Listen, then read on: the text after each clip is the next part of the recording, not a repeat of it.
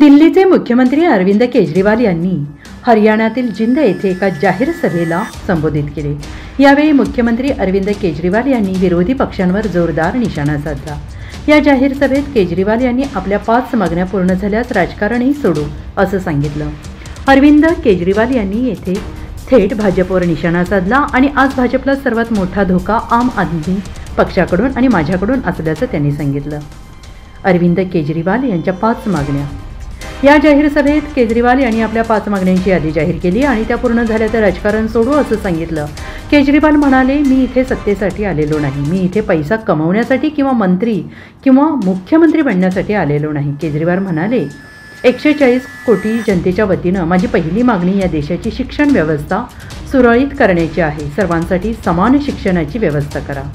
गरीब श्रीमंत सर्वांना समान शिक्षण मिळायला हवं। दुसरी मागणी, संपूर्ण देशातील प्रत्येकाला चांगली वागणूक मिळावी, मग तो गरीब असो वा श्रीमंत।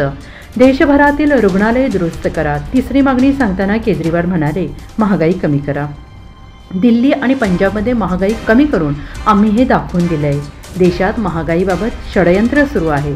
चौथ्या मागणीचा संदर्भ देत केजरीवाल म्हणाले, प्रत्येक हाताला रोजगार द्या। तर 5व्या मागणीबाबत केजरीवाल म्हणाले की देशात वीज खूप महाग आहे।